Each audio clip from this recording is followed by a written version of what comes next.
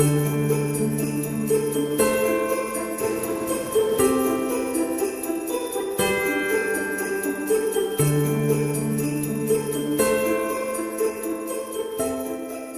to Brevard News, your home for real news in Brevard County. My name is Kevin Jeffrey, your moderator, and my co-host is Brevard News investigative reporter Stale Bailey.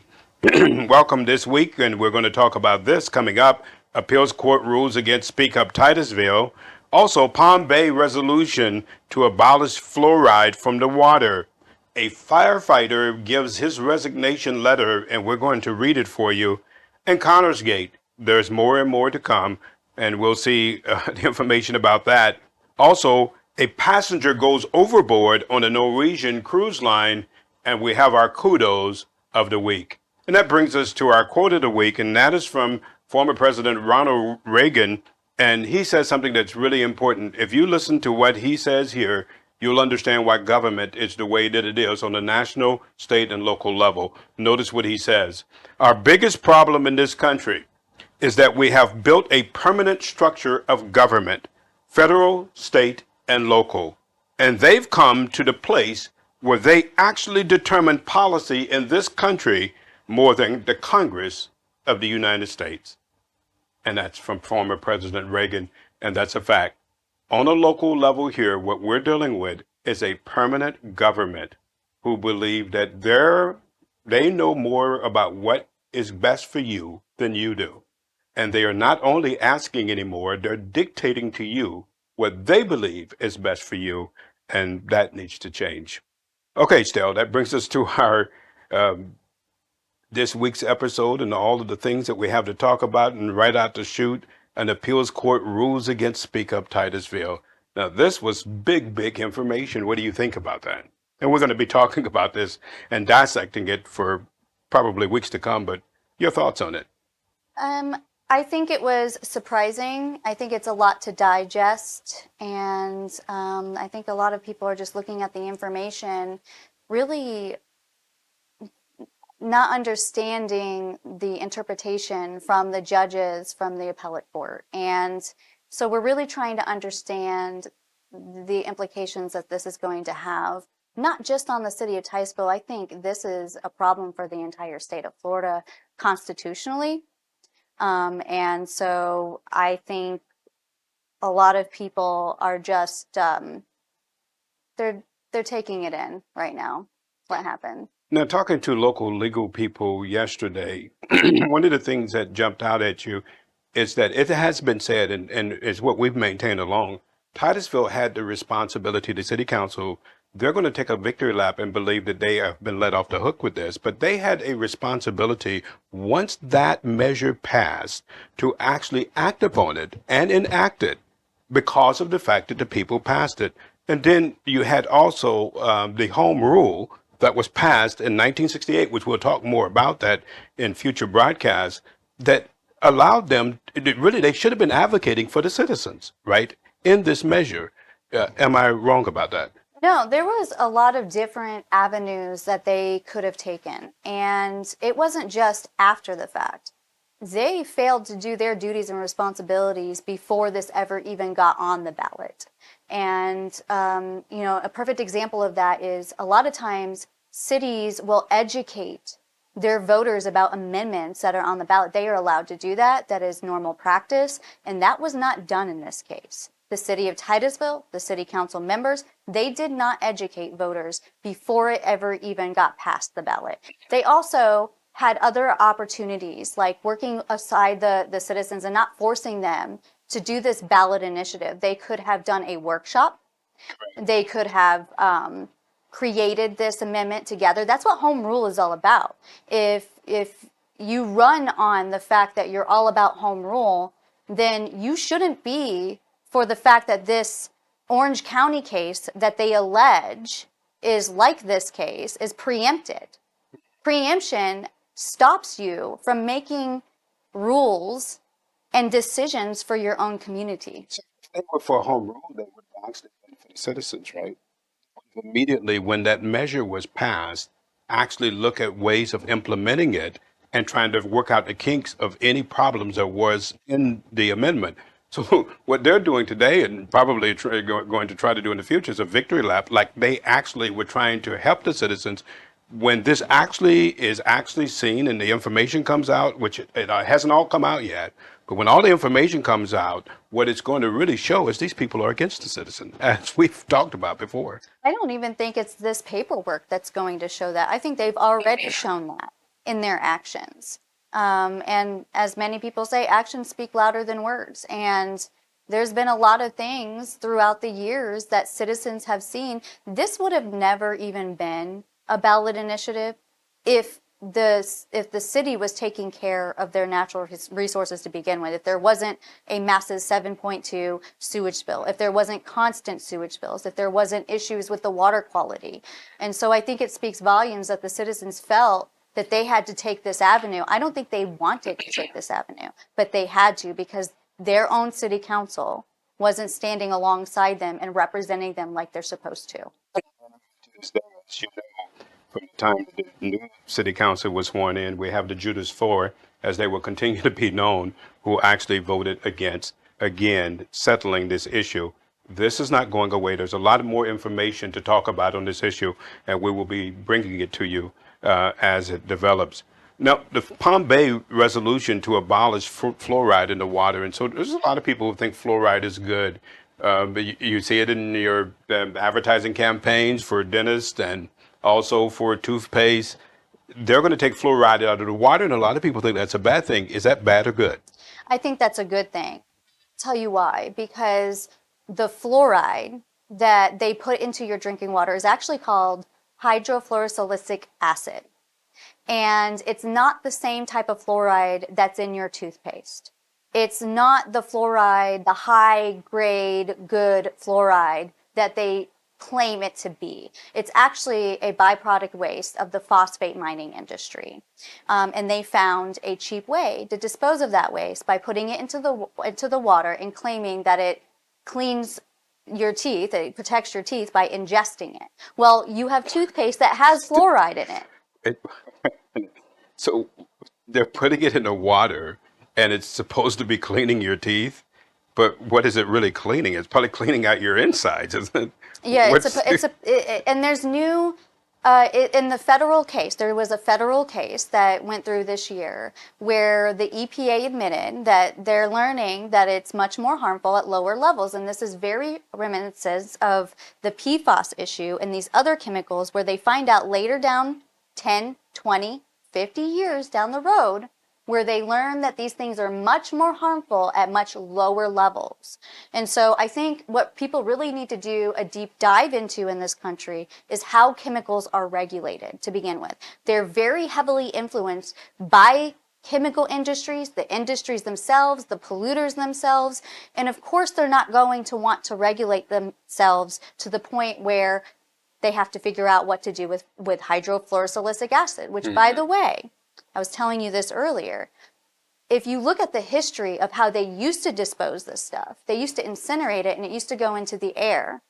And all of the farms in Central Florida that were around these industries where they were putting it into the air, the cows were dropping dead.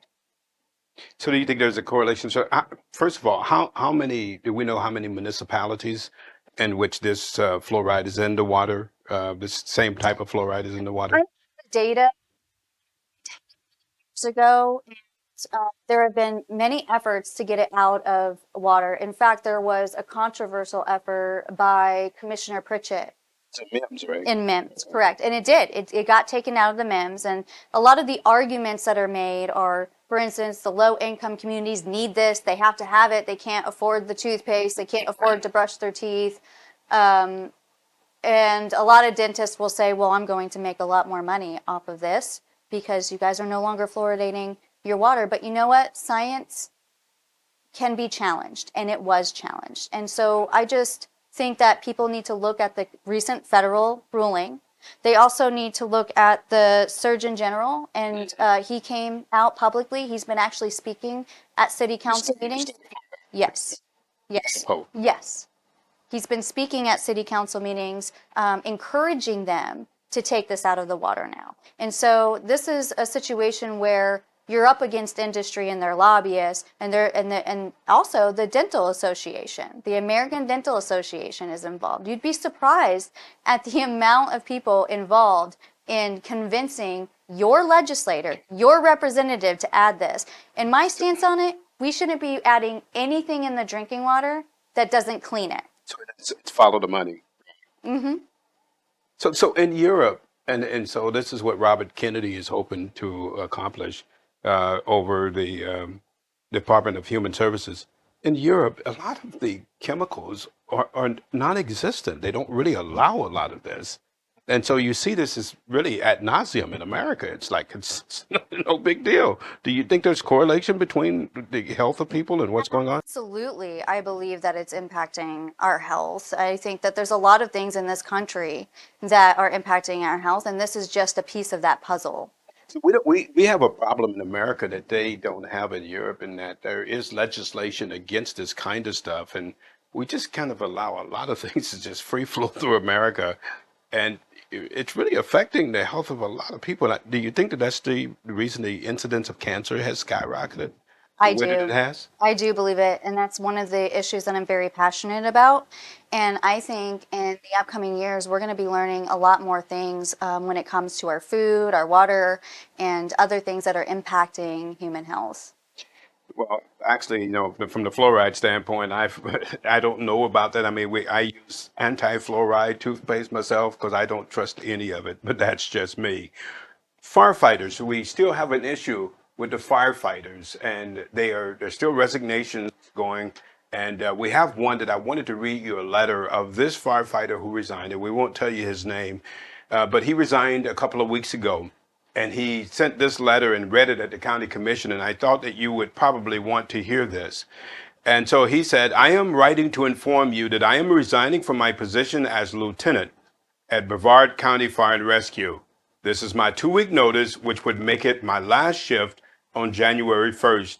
I've accepted a position with the Palm Beach County Fire and Rescue.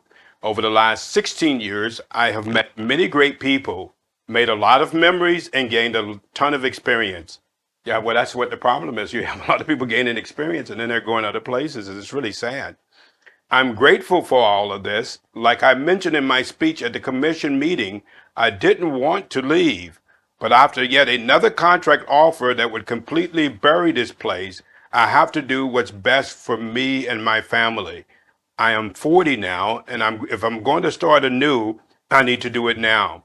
Most of all, I empathize with those employees that are staying, that constantly deal with the lack of experience, mandatory, low wages, dilapidated stations, worn out apparatus, and he says, I think the people deserve better. And what do you even say about this? I mean, you have the money that we pay on property taxes that is going to fire and rescue. I guess I'm told that it's going there, but it's not enough. What can we do about this, Dale? What do you think is going to happen here? This is really a tragedy as well as an emergency, isn't it? Yeah, the thing that sticks out in that letter, there's a couple things, but the first thing that sticks out is when they say that they've been to the Brevard County Commission meeting and they've basically begged them to do something because they really don't want to leave Brevard County, and a lot of people are feeling like it's their only option left. And then they talk about the like the people leaving that have experience. And This guy has 16 years experience. yes, So you're going to bring somebody else in and have 16 years experience, right? right. I mean, if I'm having a heart attack, I think I want somebody with experience actually attending to me, and I don't know that you could say that that's going to be the case. Right, and they're the ones that train the people that are new and newcomers. And so I'm really hoping Brevard County does something. I know our county commission and District 1 commissioner has made this a top priority. She's been working diligently to go through the budget and figure out solutions, and has proposed a workshop which all of the commissioners have approved. And it's at the end of January. Between the commissioners, people, and the firefighters. Yes, Is I that would correct? say if you can show up, it's at 1 p.m. I believe it's January 30th. Where's that going to be at? At the County Commission building in Vieira. And so it's just, it's a good opportunity, but I'm afraid of like how many more resignations are we going to see before then? This is becoming a situation that is really dire, and I feel bad for all of their families, and I don't understand where did we go wrong in our leadership. I think people need to be contacting the county manager, Abate, and sending him emails and putting some pressure and letting him know that this is top priority. This public safety is a top priority. In fact, Frank, you can take some of your money and actually contribute to the firefighters. You're making quite a bit of money, you and the rest of the managers in Titusville and also Cocoa. So that remind the people of that as well. Then you have this issue with Connersgate. And we call it Connersgate because there's so many things done and continue to do, and will continue to unfold it here on Brevard News. This is just another pathetic one. He is accused of actually harassing a disability doctor in a lawsuit. Is that correct? Did I get that right?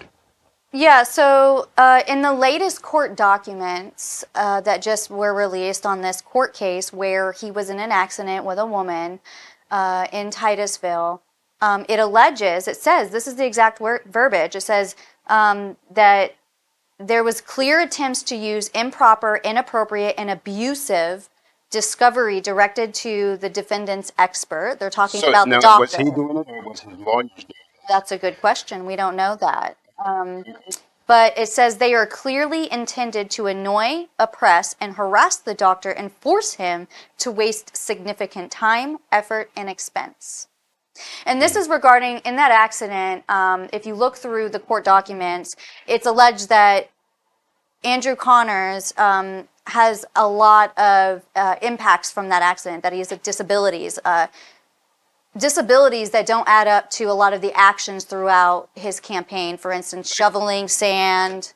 Moving signs. Yeah, moving signs. It doesn't In the middle add of the up night. in the middle of the night. So what do you think is going to happen here? So they're going, according to the court documents, at the end of March is when it's set for a hearing. Now that can always change. If you know anything about the judicial system, it could be moved back, depending on what happens from here until then. But I know that there's a lot of citizens that are very interested in this case because this was discussed during the elections, and people were questioning because the actions weren't adding up to what was being said in the documents, and it's all public record. Anybody can look at this in the court documents. Records are treasure trove, and you can really find out a lot of information about a lot of things that people are lying about. And we're going to continue to actually deal with this situation, and we're going to bring you more information on Connersgate. Believe me, there's much more information, and we'll continue to bring that information as we move forward. Now, there was an issue with a passenger that fell off a Norwegian cruise line it was last Thursday, and this is just unbelievable. Now, I've been on cruises, but how do you fall off of a cruise line? I don't know how you do that unless you jump. I'm curious, like how many people do fall off of cruises? There was another fellow, and I think it's been less than a year, who he and his buddies were talking, and he dared them that he would jump overboard. They didn't find his body either, and they haven't found this man either. The search for a Norwegian cruise line passenger who went overboard Thursday on the way to the Bahamas on a ship sailing out of Port Canaveral has been called off. A 51-year-old man who has not been identified went overboard on the Norwegian Epic around 3 p.m. on a 7-night Western Caribbean trip that left the Florida coast on December 21st, according to Cruise Hive. And so this is really unfortunate. Prayers go out to the family of this man. This is really unfortunate. And you go on a cruise and you don't think that you're going to go on a cruise and that this kind of tragedy is going to occur. And it's really sad to see. Now that brings us also to our kudos. And I want to say this before your kudo. You have one for Speak Up Titusville, the fire department. And I want to give kudos to our firefighters throughout Brevard County. I mean, what you do, you go beyond the call of duty. And I mean, just in talking to the firefighters, some of the things that they are exposed to, some of the places that they have to go into, some of the things that they see, these guys see things and do things that the average citizen will never be exposed to, and I probably wouldn't want to be exposed to. And, kudos to you, the firefighters of Brevard County. You do not get the respect that you deserve. Kudos to you. And you had one for Speak Up Titusville. Kudos to Speak Up Titusville, because I know everything that you guys have been working towards has taken courage and a lot of volunteer hours, a lot of sacrifices, time, and energy away from your families, and for everything you are doing for not just the community, but for the future of our children. Thank you, and kudos to you. Yeah, I mean, and a lot of the work that went into what they have done and continue to do is a lot of it is volunteer work, a lot of hours that they put in, and they continue to do so. Kudos to you, Speak Up Titusville. And that brings us to my 2 cents. That sound that you just heard, that was the sound of the door closing on the opportunity of the citizens of Titusville to leverage their leaders. In a ruling from the 5th District Court of Appeal, the court struck down 2 lower court rulings that urged Titusville to respect the vote of the people and to enact the Clean Water Amendment to its charter. By the way, you can thank Debbie Mayfield for an amendment that she attached to a bill in 2020 that threw this whole issue for a loop. According to the Titusville Charter and the Home Rule that was enacted in 1968, the city had an administrative responsibility after the act was passed to enact it and to ensure that all hurdles were cleared to ensure its progress.